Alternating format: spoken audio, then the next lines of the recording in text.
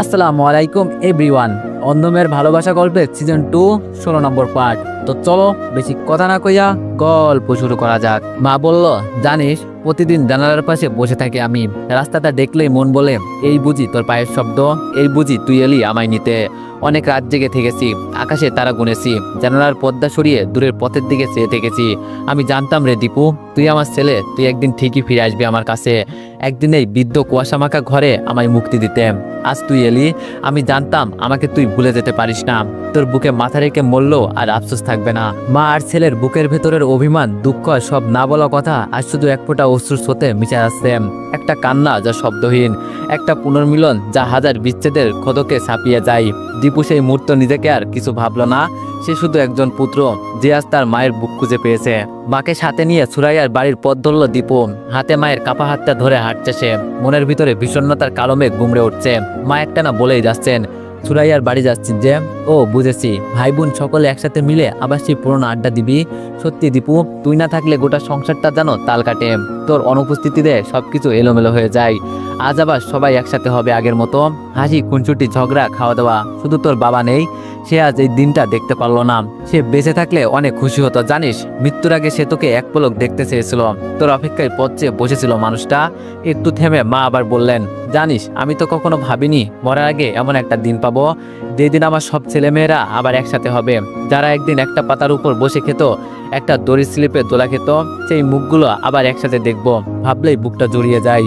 দীপুর বুকটা যেন টনটন করে উঠলো, চোখ ঝাপসা হয়ে এলো। সে জানে আজ আর সেই দিন আসবে না। সে জানে আজ কেউ চিৎকার করে হাসবে না, কেউ ঠাট্টা করে চুল টানবে না, কেউ খাওয়ার পাত নিয়ে লড়বে না, কারণ সেই মানুষটাই তো আর নেই। দীপু মাথা নিচু করে হাঁটতে হাঁটতে হঠাৎ থেমে গেল। হাতটা শক্ত করে ধরে বলল, মা, সেই আড্ডার দিন তো আর ফিরবে না। আমাদের ছুরাইয়া, আমাদের ছোট্টবেলার পাখি, তাকে মেরে ফেলেছে ওরা মা। সে আর নেই, সে আর কখনো ভাইয়া বলে দৌড়ে এসে আমাকে জড়িয়ে ধরবে না। মায়ের চোখে যেন মুহূর্তে আধার নেমে এলো, পায়ের তলা থেকে যেন মাটি সরে গেল। তিনি শুধু ফ্যাল করে ছেলের দিকে তাকিয়ে থাকলেন। চোখের কোণ বেয়ে নেমে এলো দুফোঁটা গরম জল। তারা আর কথা বলতে পারলেন না, শুধু ঠোঁট দুটো কাঁপছিল আর বুকের ভিতর ফেটে যাচ্ছিল কান্নার শব্দে। বাড়ি যেতেই উঠোন জুড়ে ছড়িয়ে থাকার নিঃশব্দতা যেন শোকের এক নীরব ভাষ্য লিখে চলেছে। ঘরের দেয়ালগুলো যেন কেঁদে উঠছে নিঃশব্দে। রুহি আর রুষা ঝাঁপিয়ে পড়ে জড়িয়ে ধরল মাকে। মায়ের আঁচলে মুখ লুকিয়ে শুধু কান্নার শব্দে ভরিয়ে তুলল চারপাশ। কিছুক্ষণ পর মৃদুল এসে হাজির হলো, সাথে আরো কয়েকজন মিলে ধরাধরি করে একটি সাদা প্যাকেট নামাচ্ছে। না, এটি কোনো জিনিস নয়, এটি এক সময় যার প্রাণ ছিল, কথা ছিল, হাসি ছিল, সেই সুরাইয়ার দেহ। তার পাশ হেঁটে চলা মানুষটি আজ প্যাকেট হয়ে ফিরে এসেছে। সারাদিন যেই মেয়েটা হাসি মুখে গোটা উঠোন মাতিয়ে রাখতো, আজ সে নিশ্চুপ হয়ে ফিরেছে সাদা কাপড়ে মোড়া হয়ে। চুপচাপ নিঃশব্দে প্যাকেট খুলে একটা কাঠের চৌকিতে রাখা হলো সেই দেহ। বুক ফাটানো কান্না যেন কারো গলায় উঠে আসতে পারছে না, সবারই যেন শব্দ হারিয়ে গেছে। ওয়ানএক্সের সবচেয়ে বিশ্বস্ত বুকমেকার, যা পিএইচডি এবং সিরিয়া অ্যাপের অফিসিয়াল পার্টনার। এই অ্যাপসে আপনি cricket, football, tennis live match দেখতে এবং তাদের স্কোর ভবিষ্যৎবাণী করে সহজেই অর্থ উপার্জন করতে পারবেন। সেই সাথে বিএমডব্লিউ গাড়ি, আইফোন, ল্যাপটপ এবং আরও অনেক নগদ পুরস্কার জেতারও সুযোগ রয়েছে। এই অ্যাপটিতে আপনি crash crystal, under and over 21 ইত্যাদি গেম খেলে সহজেই আয় করতে পারবেন। আপনি বিকাশ, নগদ, রকেট ব্যাংক, ক্রিপ্টো, পেপল এবং অন্যান্য সহজ পদ্ধতির মাধ্যমে সহজেই আপনার জেতা টাকা তুলতে পারবেন। এখানে আপনি 24 ঘন্টায় 7 দিন গ্রাহক সহায়তা পাবেন।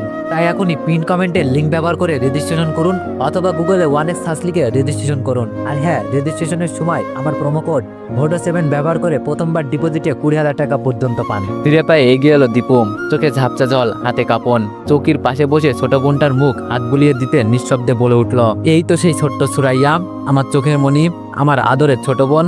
তুই তো খালি আবদার করতে জানতিস, কাজ থেকে ফিরলে বলতিস, ভাইয়া আমার জন্য চকলেট এনেছো, আমার স্কুলের বেতন দাও, নতুন জামা কিনে দাও। আজ কেন তুই কিছু চাইছিস না সুরাইয়া? আর তোর চোখে কেন কোনো উচ্ছ্বাস নেই? তারপর ফুপিয়ে বলে উঠল, কি এমন কষ্ট ছিল রে তোর? একবার শুধু বললেই তো হতো, তুই বললেই তো তোর এই ভাইরা। আজ তোর চোখে কেন কোনো উচ্ছ্বাস নেই? তারপর ফুপিয়ে বলে উঠল, কি এমন কষ্ট ছিল রে তোর? একবার শুধু বললেই তো হতো, তুই বললেই তো তোর এই ভাইয়া সব আগুন নিভিয়ে দিতাম। আমি এক মুঠো খেলে তোকেও খাওয়াতাম। তুই কেন সহ্য করলে এইসব? তুই তো আমার পাখি, তোকে কে শিখাইলো সহ্য করতে? কে বললো তোকে সংসার মানিয়ে নিতে হয় কষ্টের পাহাড় টেনে? হঠাৎ নিঃশব্দ কাঁপনে মাটিতে নুয়ে পড়ে দীপু। আকাশের দিকে তাকিয়ে ফিসফিস করে বলে ওঠে, আল্লাহ, তুমি কেন আমার এই নিষ্পাপ বোনটাকে কষ্ট সহ্য করলে? একটা মেয়ের জীবন এত ছোট হতে পারে? তাকে এভাবে বিদায় দিতে হবে? চারপাশ শোকের ছায়া আরো ঘন হয়ে নামে, বাতাসে যেন কান্নার গন্ধ মিশে যায়। সুরাইয়ার বিদায় যেন একেবারেই হৃদয় বিদারক হয়ে দাঁড়ায়। পিছন থেকে মায়ের বুক ফাটা আর্তদান বাতাসের বেগে ছুটে এলো। আমার সুরাইয়ারে কেন মারলি? কি দোষ ছিল আমার মেয়েটার? তুই ব্যবসা করবি বলে, সংসার চালাবি বলে ও বাড়ির নিজের ভাগ বুঝে নিয়ে এসেছিল, তাও কেন ওরে এভাবে নিঃসার করে দিলি? আমার মেয়েকে ফিরিয়ে দে আমার সুরাইয়ারে। মায়ের বিলাপ, গুমড়ে ওঠা কান্না, আশেপাশের বাতাসও যেন ভারী হয়ে উঠল। আর কেউ কাঁদছে না, চারপাশ নিস্তব্ধতা, শুধু মায়ের বুক চিরে বেরিয়ে আসা কান্নার শব্দ। দীপু নীরব, পাথরের মতো দাঁড়িয়ে আছে, তার চোখ দুটি যেন এখনো পেছনের সব স্মৃতির দরজা খুলে বসেছে। সেই ছোট্ট সুরাইয়া কাঁধে স্কুল ব্যাগ ঝুলিয়ে ভাইয়া চলো বলে ছুটে আসতো, সেই সুরাইয়া আজ নিথর। শেষ গোসলের পর ওকে কাপড়ে মুড়িয়ে রাখা হলো খাটিয়ায়, সাদা কাফনের চাদরে মোড়া। তবুও মনে হচ্ছে ও ঘুমিয়ে আছে, যেন এই বুঝি চোখ খুলে মিষ্টি এসে বলে উঠবে, ভাইয়া তুমি এসেছো। দীপু জড়িয়ে ধরতে পারলো না মনটাকে, শুধু কাপা ঠোঁট দুটো দিয়ে বারবার ডেকে উঠলো, সুরাইয়া রে ওঠ বোন, ভাইয়া ডাকছে তো। তুই তো ভাইয়া ডাক শুনলে ছুটে এসে গলায় চলে পড়তিস, আজ কেন শুনছিস না? আমার ডাক কি তোর কানে পৌঁছায় না?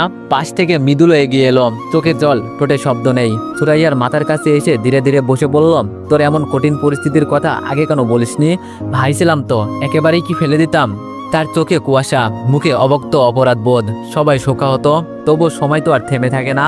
সময়ের নিয়মে বিদায় নেওয়ার আয়োজন শুরু হলো, কিন্তু এই বিদায় যেন কোনো সুরাইয়ার জন্য নয়, এই বিদায় যেন গোটা একটা পরিবারের ভেঙে পড়া চিত্র। সন্ধ্যা নাগাদ সুরাইয়ার দাফনের কাজ শেষ হলো। গ্রামের মসজিদের পেছনে সেই নির্জন কবরস্থানে আর জায়গা হলো এক টুকরো মায়ার। সবার চোখে ছিল কিছুক্ষণ আগেও দেখা সেই প্রাণবন্ধ মেয়েটির ছবির মতো মুখ। সবাই একে একে ফিরে গেল নিজ নিজ গন্তব্যে, কিন্তু দীপু সে নড়ল না, চুপচাপ বসে রইল বোনটির মাটি চাপা স্মৃতির পাশে। চোখের সামনে বারবার ভেসে উঠছে সেই সব দিন, যখন নিজের পাতের শেষ মাস টুকরো তুলে দিত ভাই বোনদের মুখে, যখন নিজের সব ত্যাগ করে তাদের ইচ্ছুগুলো পূরণ করত। সেই ভাই বোনরাই তো একদিন এত দূরে চলে যাবে, এতটুকু অবহেলা হারিয়ে যাবে তার প্রাণের সুরাইয়াটা। এই ভাবনাটা সহ্য হচ্ছিল না। দীপুর বুকের ভিতর থেকে এক দীর্ঘশ্বাস বেরিয়ে এলো, চোখের কোণ বেয়ে অশ্রু গড়িয়ে পড়লো সুরাইয়ার কবরের উপর। চোখ তুলে আকাশের দিকে তাকিয়ে ফিসফিস করে বলল, আমি তো শুধু চেয়েছিলাম তোমরা ভালো থাকো, তোমরা যেন সুখে থাকো। এতটুকুই কি ছিল আমার অপরাধ? আমি তো নিজেকে দূরে সরিয়ে নিতে চাইনি, তোমরাই তো আমায় দূরে ঠেলে দিয়েছ। তার নিঃশব্দ কান্না সন্ধ্যার নীরবতাকেও ভারী করে তুলল। চারপাশে ঝিঝি পোকার শব্দের মাঝে যেন সুরাইয়ার মিষ্টি গলার প্রতিধ্বনি ভেসে আসছিল, ভাইয়া আমি ভালো আছি, তুমি কেঁদো না। রাত ঠিক 9টা, একটা নিঃশব্দ বোঝাপড়ায় সবাই বাড়ির পথে রওনা হলো। এই বাড়িতে আর কিছুই নেই যে বলবে ভাইয়া আজ থাকো না। সেই প্রাণ, সেই মায়া, সেই হাসিমাখা মুখ সুরাইয়া যে আর নেই। সুরাইয়ার বাড়ি থেকে সরাসরি শহরের পথে পা বাড়াতে চেয়েছিল দীপু। সেই নীরে আর ফিরতে মন চাইছিল না তার। সেই ঘর, সেই উঠোন, যেখান থেকে একদিন তাকে নিষিদ্ধ করে দেওয়া হয়েছিল, যেখানে চোখের জল পড়লেও মাটি তা শুষে নেয়নি। তবুও মা চুপ করে রইলেন না। মায়ের আবেগ, মায়ের আদেশ, দীপু কোনোদিনই তা উপেক্ষা করতে শেখেনি। সে জানে শৈশবের যে আশ্রয় তাকে একদিন গ্রহণ করেছিল, সেই আশ্রয়ের প্রতি তার দায় আছে। হয়তো ভালোবাসার থেকেও একটা নীরব ঋণ রয়ে গেছে। দীপু মনে মনে বলল, এই ঘর, এই পরিবার যা একদিন ঠেলে দিয়েছিল অন্ধকারে, তারাই আবার আশ্রয় দিয়েছিল জীবনের এক সন্ধিক্ষণে। যখন আমার মা বাবা কেউ ছিল না, তখন এই ছায়াগুলোই আমায় আসল দিয়ে ঢেকেছিল। তাদের জন্য কি করেছে না করেছে সে কথা নিয়ে ভাবে না দীপু। সে কৃতজ্ঞ তাকে নিজ সন্তানের পরিচয় বড় করার জন্য। সেই দিন তারা না থাকলে হয়তো আজ এই দীপু থাকতো না। তার জীবনের সমাপ্তি বোধহয় সেই দিনই হয়ে যেত, আর নয়তো অবহেলা অনাদারে বেড়ে উঠত। পরবর্তীতে তারা যতই দূরে ঠেলে দিক, তারা সবাই এখনো দীপুর হৃদয়ে একাংশ দখল করে আছে। মায়ের জন্য পুনরায় সেই বাড়ি যাচ্ছে, সে ফিরে আসছে সেই পুরনো চিরচেনা বাড়িতে।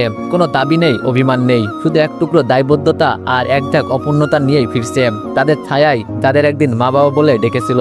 গোটা রাস্তা যেন কষ্টের বোঝা টেনে চলেছে সবাই, একটাও কথা হয়নি। এমনকি শিশু স্নেহাও যেন চুপচে গেছে বাবার মুখ দেখে। বাড়ি ফিরে দরজা খুলতেই কান্নায় ভেঙে পড়লেন মা। দাঁড়িয়ে থাকা উঠোন যেন জানান দিচ্ছে সবাই ফিরেছে, শুধু তারা ফেরেনি, সুরাইয়ার বাবা। মা কাপা গলায় বললেন, জানিস দীপু, এমন এক দিনের আশায় ছিল তোর বাবা। বলতো মরার আগে যদি একবার দেখতে পারতাম আমার সব সন্তান একসাথে হাসি মুখে নির্লভ ভালোবাসায় মিশে আছে। আস্তে সেই স্বপ্ন পূরণ হলো, অথচ সেই নেই পাশে। দীপু মাকে জড়িয়ে ধরলো, বুকের গভীর থেকে ফিসফিসিয়ে বলল, তোমার এই সংসারে শুধু মানুষ ছিল না মা, ছিল আশ্রয়, ভালোবাসা। আর সেই ভালোবাসার শিকড়েই আমরা ফিরে এসেছি। পারমিতা নিঃশব্দে রান্নাঘরে গিয়ে সবার জন্য চা করে আনলো। চায়ের ভাপে যেন জমে থাকা দুঃখ একটু গলে পড়লো। মা বিছানায় গায়ে লিয়ে দিলেন, শরীরটা যেন আর সাড়া দিচ্ছে না, তবু মুখে এক ধরনের প্রশান্তির খেলা করছে। চারপাশ সন্তানদের দেখে মা যেন মুহূর্তের জন্য ভুলে গেছেন সব কষ্ট। শিওরে বসে থাকা সন্তানেরা সবাই নিশ্চুপ। স্নেহা তখন ঘরের এক কোণ থেকে আরেক কোণে দৌড়াদৌড়ি করছে। নতুন ঘর, এই আমার ঘর। রিয়া তার ছেলে সাইমকে নিজের মায়ের কোলে দিয়ে পারমিতার সাথে রান্নাঘরে গিয়ে দাঁড়ালো। ঘর যেন আবার জেগে উঠেছে। সেই পুরনো হাসি নেই ঠিকই, তবে ছায়ার মতো এসে দাঁড়িয়েছে এক টুকরো শান্তি। তৃপ্তিতে ভরা চোখে মা চারপাশে তাকিয়ে বললেন, আজ আবার আমার সংসারটা পূর্ণ হলো। যদিও মাঝখানে এক অপূর্ণীয় শূন্যতা থেকে গেছে। রাতের নীরবতা যেন আরো গাঢ় হয়ে উঠেছে। সেই নীরবতার মাঝেই এক নিঃশ্বাসে প্রহরের ক্লান্তি সরিয়ে রিয়া আর পারমিতা একসাথে খাবার পরিবেশন করছে। যদিও কারো মন চাই না খেতে, তবু রিয়া অনুনয়ের সুরে সবার হাত ধরে একে একে টেবিলে বসালো, যেন এই একটিবার অন্তত সবাই একসাথে হোক, একটু মুখে তুলে নিক কিছু। না খেলে মা আরো ভেঙে পড়বেন। একটাই টেবিল, কিন্তু মনগুলো আজ যেন দূরে দূরে। কারো গলা দিয়ে খাবার নামছে না, কারো চোখে জল আটকে রাখা যাচ্ছে না। তবুও চেষ্টা চলছে ক্ষত বিক্ষত হৃদয়ের মাঝে সামান্য প্রশান্তি ফেরানোর। খাওয়া শেষে রিয়া আর পারমিতা মিলে আলতো করে গল্পের আসর সাজালো। ফেলে আসা শৈশব, নরম দুপুর, উঠোনে খেলাধুলা, স্কুল পালিয়ে সিনেমা দেখা, কিংবা আম গাছ থেকে পড়ে যাওয়া নিয়ে হাসির গল্প। আলতো করে ঢেকে দিতে চাইলো বাড়ির কান্না। রুহির সংগ্রাম, তার স্বামীকে হারিয়ে আবার জীবনে ফিরিয়ে আনার সেই প্রচেষ্টা। রিয়ার চোখে প্রশান্তির দীপ্তি জাগলো। দীপু তখন চুপচাপ বসে আছে। স্নেহা তার কোলে ঘুমিয়ে পড়েছে। সেই কোমল মুখে যেন ভবিষ্যতের আশার ছবি আঁকা। রিয়া ধীরে কণ্ঠে বলে উঠল, জীবনে দুঃখ তো থাকবেই, কিন্তু দুঃখের পরেই সুখ আসে। সুখ কখনো সহজে ধরা দেয় না, আর সহজে পেলে তার দামটাও বুঝি না আমরা। কষ্ট করে পাওয়া জিনিসই মানুষ বুকে আগলে রাখে। আর ভালোবাসা যদি সাহিত্য হয়, সে তো সময়ের চেয়ে দীর্ঘস্থায়ী হয়। ভুলে যাওয়া নয়, বরং বুকের গভীরে জেগে থাকার মতো কিছু। মায়ের চোখে জল চিকচিক করলো। মৃদুল তার পাশ ঘেঁষে বসে হাত ধরল চুপচাপ। রুহি আর রুষা একে অন্যের চোখে তাকালো। নীরব চোখে যেন আজ কিছু কথা লেখা। এই প্রথমবার অনেকদিন পর এক টেবিলে বসা সবাই এক মুহূর্তের জন্য হলেও ফিরে পেল সেই হারানো একতার স্পর্শ, যা ভাঙে না, হারায় না, শুধু সময়ের গভীরে অপেক্ষা করে ফিরে আসার। সবার কথার ফাঁকে হঠাৎই দীপু লক্ষ্য করলো রুষা একেবারেই চুপচাপ, একটা কথা বলেনি এতক্ষণ ধরে। অন্য সব কণ্ঠের ভিতরেও রুষার নীরবতা যেন বড় বেশি কানে বাজছিল। দীপুর নাম ধরে ডেকে উঠল, রুষা। রুষা বলল, দীপু বলল, এত চুপচাপ কেন? রুষা বলল, কিছু না। তখনই মা থেমে থাকা একটা দীর্ঘশ্বাসে বলে উঠলেন, তোর ঘরে অশান্তি থেমেছে রে রুষা। মায়ের কণ্ঠে যেন বেদনার পাথর চাপা পড়েছিল। দীপু ভুরুকুচকে তাকালো মায়ের দিকে। দীপু বলল, অশান্তি? কিসের অশান্তি মা? এক মুহূর্ত নীরব থেকে মা যেন বহুদিনের বোবা কান্না ভাষায় রূপ নিলেন। ধীরে ধীরে বলে গেলেন সব। ঘরে কোলাহল, ভাঙন, না বলা সহ্য, শিশুর কান্না, শেষমেশ নিস্তব্ধতা। তখনই দীপু চারপাশে তাকিয়ে খেয়াল করলো, ফাইম নেই, তানিশা নেই। সে যেন একটা ঘরে ছিল এতক্ষণ, কে আছে কে নেই তাও লক্ষ্য করেনি। এই দুটো ফুটফুটে মুখ, যাদের সে কাঁধে বসিয়ে মেলা ঘুরিয়েছে, যাদের হাসিতে তার নিজের ক্লান্তি ভুলে যেত, আজ তারা কেউ নেই। ভিতরটা হঠাৎ ঠান্ডা হয়ে গেল তার। চোখ ঝাপসা হয়ে এলো। বুকের ভিতরে একটা ভার যেন নামলো ধূপ করে। সময় কেবল চলেই না, সময় সবকিছু বদলে দেয়। ভাঙন ধরাই নিঃসঙ্গতা উপহার দেয়। সে কি ভেবেছিল এভাবে বাড়িতে ফিরবে, আর একে একে এতগুলো মুখের অনুপস্থিতি তাকে ছুরির মতো বিঁধবে? এক মুহূর্তে সে যেন বুঝে গেল, বাড়ি শুধু দেওয়াল নয়, বাড়ি মানে মানুষ, সম্পর্ক, স্পর্শ, যারা একে একে হারিয়ে যাচ্ছে তারই চোখের সামনে। দীপু দীর্ঘশ্বাস ফেলে রুষার দিকে তাকিয়ে বলল, কাল তোর স্বামীকে একবার এখানে আসতে বল, আমি একটু কথা বলতে চাই তার সঙ্গে। রুষা মাথা নিচু করে নিঃশব্দে সায় জানালো। সেই রাতটা যেন কোনো পুরনো দিনের ছবি হয়ে ফিরে এলো।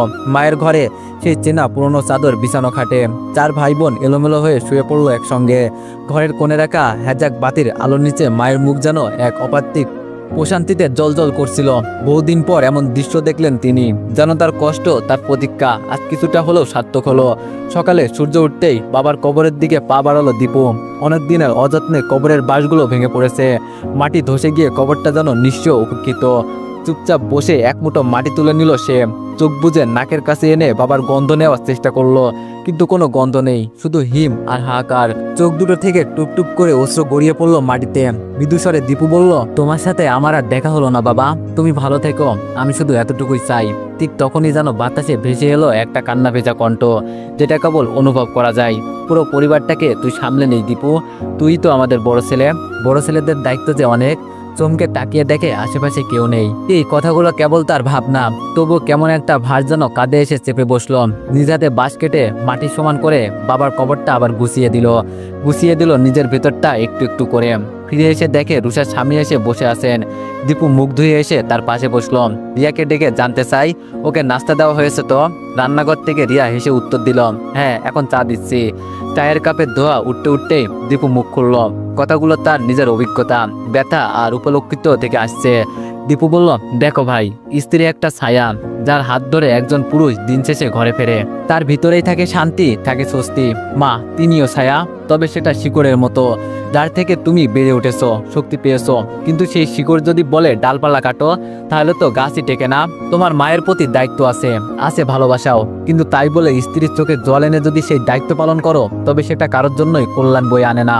হ্যাঁ, মায়েরা সন্তানের ভালো চান, কিন্তু অনেক সময় দেখা যায় মায়েরা সন্তানের ভালো চাইতে গিয়ে তার সবচেয়ে বড় ক্ষতিটা করে ফেলেন। তিনি মা হলেও ভুল করতেই পারেন, কারণ মা তো মানুষ, দেবতা নন। ভুল হলে সংশোধন করো, কিন্তু সেটাকে অন্ধ আনুগত্য রূপ দিও না। তিনি মা, তিনি কোনো ভুল করতেই পারেন না, এমন মনোভাব থেকে বেরিয়ে আসো। স্ত্রী ভুল করলেই তাকে তালাক দিতে হয় না, ভুল শুধরে নিতে হয়। মা ভালো থাকুক, স্ত্রীও ভালো থাকুক, এই ভারসাম্যটা তৈরি করো। একজন পুরুষের শ্রেষ্ঠতা শুধু উপার্জনে নয়, তার উদারতাই, তার ন্যায়ের দৃষ্টিতে। স্মরণ রেখো, মা জন্ম দেয়, স্ত্রীর জীবন গড়ে। একজন হৃদয়ের শুরু, আরেকজন তার যাত্রাপথের সঙ্গী। তাদের কাউকেই অবহেলা করা চলে না। রুষার স্বামী কিছুক্ষণ চুপ করে বসে রইল, তার চোখে একটা স্বীকৃতির ছায়া। দীপু এবার উঠে দাঁড়িয়ে শুধু বলল, ভালোবাসতে শিখো ভাই, দায়িত্ব বুঝতে শিখো, কারণ জীবনটা খুব ছোট আর মানুষগুলো খুবই মূল্যবান। একবার হারিয়ে গেলে শত চেষ্টা করেও আর ফেরানো যায় না। পিছন থেকে রুষার স্বামী কাপা গলায় বলে উঠল, বিদেশ থেকে ফিরে আসার পর আমার আর কোনো রোজগার নেই, বাবার টাকায় চলতে হয়, তাই তাদের সব কথা মেনে চলি, মানতে বাধ্য হই।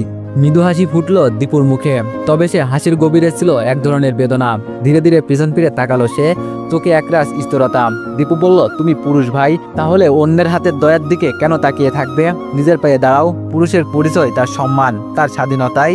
অন্যের ছায়ায় বড় হয়ে কেউ কখনো মাথা তুলে দাঁড়াতে পারে না। রুষার স্বামী মুখ নামিয়ে বলল, ব্যবসা দাঁড় করাতেও তো পুঁজি লাগে, সেই পর্যন্ত নেই আমার কাছে। কিছুক্ষণ চুপ থেকে দীপু নিচু গলায় বলল, আমি আমার সাধ্যের মধ্যে থেকে তোমাকে কিছু সাহায্য করব, কিন্তু সেটা তোমার খরচ চালানোর জন্য নয়। এটা আমার বোনের চোখে জল যেন না আসে সেই জন্য। তাকে ভালো রেখো, সম্মান দাও। সে তোমার স্ত্রী, তোমার সন্তানের মা। একদিন যখন বয়স হবে, সবাই দূরে সরে যাবে, ঠিক তখন সেই মানুষটাই পাশে থাকবে নিঃস্বার্থভাবে। এই সত্যটা যদি আজ না বোঝো, তাহলে কাল কোনো ভালোবাসাই থাকবে না তোমার জীবনে। দুমুটো ভাত মুখে তুলে কিছু না বলেই ঘরের চাবিটা নিয়ে বেরিয়ে গেল দীপু। পিছন থেকে রিয়া উদ্বিগ্ন কণ্ঠস্বরে ভেসে এলো, শুনছেন, কোথায় যাচ্ছেন? দীপু কোনো উত্তর না দিয়ে শুধু পিছনে তাকিয়ে একবার চোখ তুলে দেখলো, তারপর মাথা নিচু করে শহরে পথ ধরল। রাত গভীর, ফিরে এলো দীপু। রুষা ও তার স্বামী তখন মায়ের ঘরে বসা। দীপু গিয়ে রুষার হাতে একটি খাম তুলে দিল। দীপু বলল, এই যে 2 লাখ টাকা, আমার অনেক দিনের সঞ্চয়, এই টাকা দিয়ে একটা ছোট দোকান দিয়ে দিও, ধীরে ধীরে দেখবে জীবন বদলে যাবে। আমি বড় ভাই, দায়িত্ব রাখতে পারি না। রুষার চোখ ঝাপছায় উঠল, গলায় কান্না আটকে আছে, শুধু মাথা নিচু করে খামটা জড়িয়ে ধরল। রুষার স্বামীর দিকে চেয়ে দীপু বলল, আমি বলছি না তুমি মাকে ত্যাগ করো, তবে স্ত্রীর স্থান আর মায়ের স্থান এক নয়, তুলনাও চলে না। একজন জন্ম দিয়েছেন, আরেকজন জীবন সঙ্গিনী। এই দুই সম্পর্কের ভারসাম্য বজায় রাখাই পুরুষের শক্তি। রুষার স্বামী লজ্জায় কিছু বলল না, শুধু মাথা নিচু করে বসে রইল। রাতে নিজের ঘরে এসে দেখলো রিয়া চুপচাপ বসে আছে, চোখে জল, ভেতরটা যেন জমে আছে অভিমানে। দীপু ধীরে কাছে এসে বলল, কি হয়েছে রিয়া? কোনো উত্তর নেই, শুধু কাপা কাপা গলায় প্রশ্ন ছুড়ে দিল, আপনি আমার স্বপ্নটা এভাবে ভেঙে দিতে পারলেন? সামনে মাসেই ঘরের কাজ শুরু করার কথা ছিল, আর আপনি সেই টাকাটা রুষাকে দিয়ে দিলেন। অন্যের ভালো চাইতে গিয়ে নিজের ক্ষতি করতে পারেন না আপনি। আমাদের 2টা সন্তান আছে, তাদেরও ভবিষ্যৎ আছে। আপনি আমি ব্যতীত তাদের ভালো কে চাইবে? রুষার স্বামী খাবে পড়াবে তাদের? দীপু বলল, দেখো, রুষার স্বামীর পরিশ্রমের টাকা খাওয়ানোর জন্য আমি তাকে টাকা দিইনি, আমি দিয়েছি শুধু আমার বোনকে ভালো রাখার জন্য। বড় ছেলেদের যে অনেক দায়িত্ব, সে দায়িত্ব থেকে আমি সরে আসতে পারি না।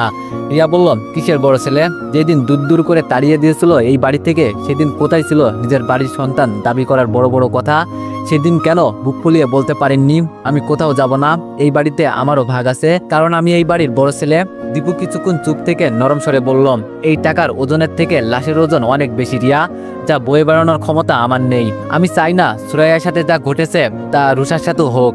রিয়া বলল, তাই বলে আপনি আমাকে না বলেই এতগুলো টাকা দিয়ে দিবেন? আবার রুষার স্বামীকে জ্ঞান দেন, স্ত্রী পরিবার দুইজনকে সমানভাবে ভালোবাসতে হয়, সেই দায়িত্ববোধ আমার বেলা কোথা থাকে আপনার? দীপু চুপ হয়ে গেল, নরম স্বরে বলল, আমি কখনো তোমাকে কষ্ট করতে বলিনি রিয়া, বরং তুমি আমার কষ্টের ভাগ নিজে থেকে নিয়েছো। তোমার ঘর আমি করে দিব, শুধু একটু সময়ের প্রয়োজন।